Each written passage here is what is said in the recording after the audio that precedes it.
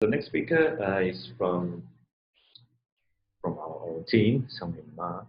If you're ready, whenever you're ready.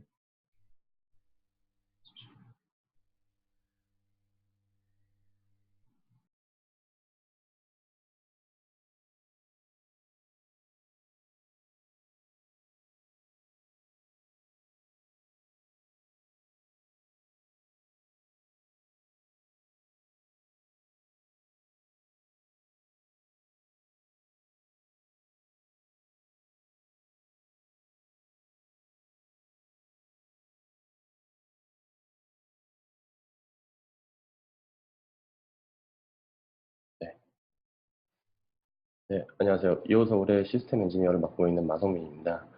오늘 저희가 발표드릴 내용은 저희가 구성을 하고 있는 하이브리드 인프라스트럭처를 왜 사용을 해야 하고 왜 쓰고 있는지에 대해서 이제 간략하게 설명을 좀 드리려고 합니다.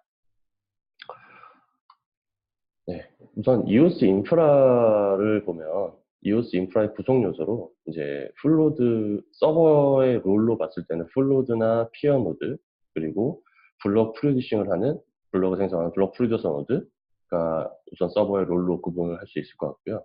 그다음에 플랫폼으로 보면은 데이터 센터와 같은 이제 뭐 IDC 환경을 쓴다던가 아니면은 뭐 AWS나 GCP 같은 클라우드 인프라스트럭처 클라우드 플랫폼을 쓰는 환경이 있을 수 있겠죠. 그리고 이제 뭐 모니터링이라던가 뭐 로깅, 그다음에 뭐 시큐리티를 위한 뭐 VPN이라던가 뭐 DDoS 방어를 위한 뭐 AWS 쉴드나 GCP의 클라우드 아머, 뭐 그 외에도 뭐 서드 파티 툴들이 있을 수 있고요. 그다음에 뭐 네트워크 같은 경우에는 이제 이중화되어 있는 최소 이중화되어 있는 기가빗 이상의 네트워크가 필요로 합니다.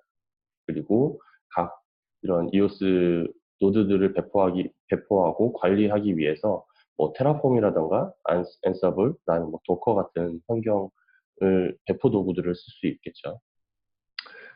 그래서 이런 인프라를 구성을 하는데 이런 다양한 이런 컴포넌트들이 존재하게 되고요. 저희가 이 인프라 구성 요소에 대해서 설명을 드린 이유가 이제 블록 프로듀서 노드와 플로드에 대한 이제 좀 더 디테일한 설명을 하기 위해서 좀 설명을 드렸습니다. 블록 프로듀서 노드 같은 경우에는 다들 아시겠지만 EOS 블록을 생성을 하고요. 그 다음에 사용자들이 요청하거나 대비 요청한 트랜잭션에 대한 프로세싱, 처리를 하게 됩니다. 그리고 부정적인 사용자에 대한 제한이라던가 EOS 시스템에서 필요한 CPU 자원이나 네트워크 자원, 이런 메모리 자원 같은 자원들을 제공을 하고 있죠. 그리고 플로드 같은 경우에는 사용자들이 요청한 리퀘스트들을 앞단에서 받아주는 프론트엔드 역할을 하게 됩니다.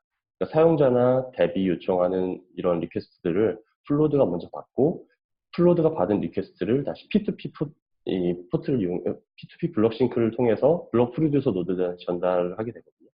이런 블록 프로듀싱 하는 블록 프로듀서 노드를 백단에 두고 앞단에는 이제 플로드를 두는 구조를 지금 가져가고 있어요. 대부분이요.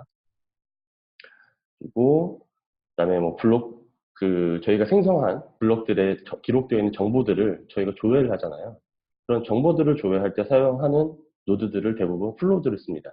플로드와 솔직히 블록 프로듀서 노드는 같은 서버예요. 같은 프로그램이 같은 서버인데 단지 플러그인을 어떤 거를 이네이블 시키고 어떤 걸 디세이블 하느냐에 따라서 플로드의 역할이냐 아니면 블록 프로듀서의 역할이냐로 나눠집니다. 실제로 지금 전 세계에 지금 이런 블록 프로듀서 노드들이 운영이 되고 있는 상황입니다. 그럼 이 블록 프로듀서 노드와 플로드들을 구성을 하는데 왜 하이브리드 인프라스트럭처를 써야 되느냐? 여러분들이 생각하셨을 때 블록 프로듀서 노드가 가장 중요한 포인트는 뭐라고 생각하시나요? 저희가 생각했을 때 블록 프로듀서 노드를 구성하는데 가장 중요했던 포인트는 블록 프로듀서 노드는 절대 중단되면 안 된다 였고요. 그리고 앞단에 있는 플로드나 뭐 사용자들의 요청을 받아줄 수 있는 노드들은 굳이 저희 플로드가 아니더라도 다른 플로드를 통해서 요청을 받고 그걸 P2P 피어를 통해서 연결되어 있는 메시 네트워크로 연결되어 있는 블록 프로듀서가 받아서 프로듀싱만 할 수 있으면 상관이 없어요. 그렇기 때문에 플로드는 죽어도 된다. 단 블록 프로듀서 노드는 죽으면 안 된다라는 기준을 세웠고요. 그리고 사용자들의 요청이나 이런 생태계, 이오스 생태계의 변화에 따라서 빠르게 스케일업하거나 빠르게 스케일아웃 할 수 있어야 된다. 그리고 어떠한 장애가 발생하더라도 또는 메인터넌스, 유지 관리가 들어가더라도 중단돼서 안 된다. 그리고 DDoS 어택과 같은 이런 공격에 대해서 빠르게 대응할 수 있어야 된다. 이런 점들을 저희는 이제 염두에 두고서 인프라스트럭처를 구성을 했고요. 저희가 네오위즈라는 네오위즈라는 회사에서 게임을 런칭을 하면서 겪어왔던 여러 가지 문제점들을 모두 반영한 인프라스트럭처였습니다. 더군다나, 더불어, 뭐 AWS라든가 뭐 GCP 같은 이런 클라우드 플랫폼도 같이 사용을 하고, 그다음에 뭐 백단에 있는 데이터 센터도 같이 사용을 구성을 했는데요. 하나하나 설명 좀 드리자면, 사용자들이 요청하는 이런 요청들을 라우트 53에서 GSLB로 분산해서 AWS와 GCP로 분리를 하게 되고요. AWS 같은 경우에 이제 서울 쪽에 있는 리전을 쓰고 GCP는 도쿄 리전을 쓰게 됩니다. 각각의 클라우드 플랫폼에서는 제일 먼저 DDoS 디펜스 이런 솔루션인 AWS 실드라든가 클라우드 아머를 우선 거치게 되고요. 그 다음에 엘라스틱 로드 역할을 하고 있는 노드들에 전달이 되고, 네, 그 다음에 이제 VPC 연결을 통해서 각각의 VPN 서버로 연결이 됩니다.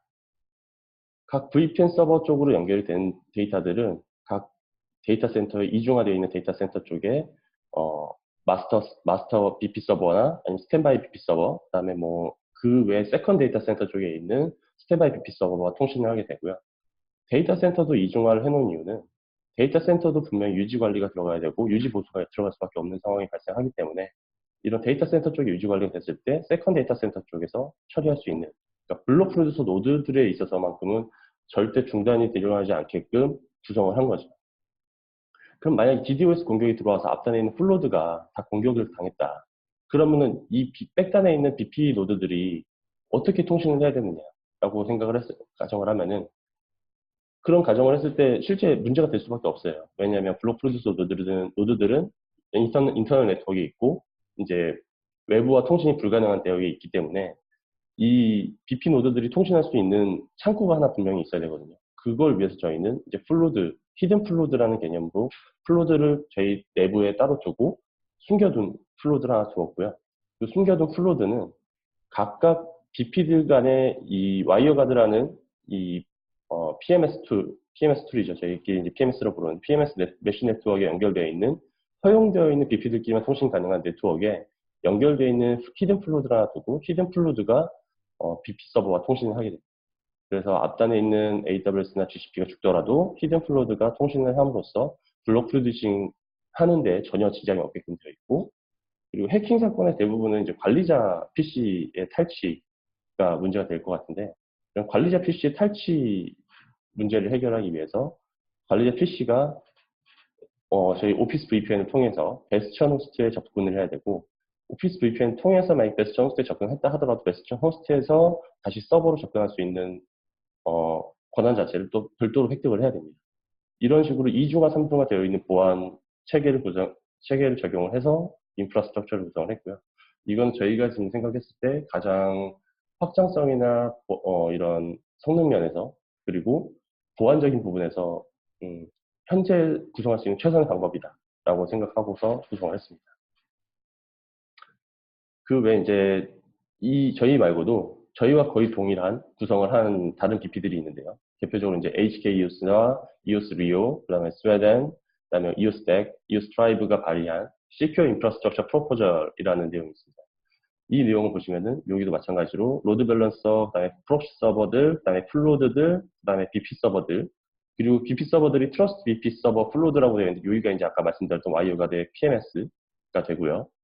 이런 식으로 연결되어 있어서 앞단에 있는 어떤 노드들이 죽더라도 블록 프로듀스 노드가 죽지 않는 구성을 가지고 있는 BP들입니다.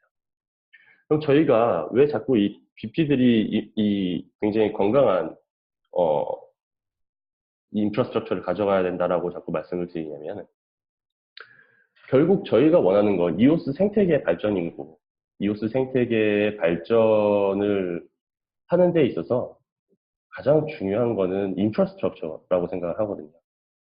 결국 이오스 토큰 홀더들은 건강한 그리고 안전한 EOS 인프라스트럭처를 사용할 권리가 있고요. 이런 인프라스트럭처는 결국엔 EOS 생태계를 발전시킬 수밖에 없겠죠. 뭐 인프라가 굉장히 불안정하고 뭐 시스템이 뭐 노드들이 계속해서 죽는 이런 EOS 토큰 블록체인 생태계가 있다고 한다면 어느 기업이 어느 대 개발사가 이 생태계를 쓰겠습니까?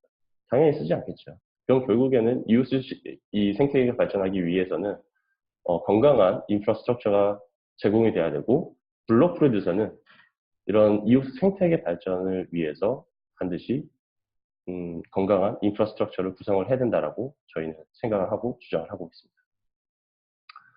네, 저희가 생각하는 바는 여기까지였고요. 네, 다음에 더 좋은 기회가 있으면 더 좋은 내용으로 찾아뵙겠습니다. 감사합니다.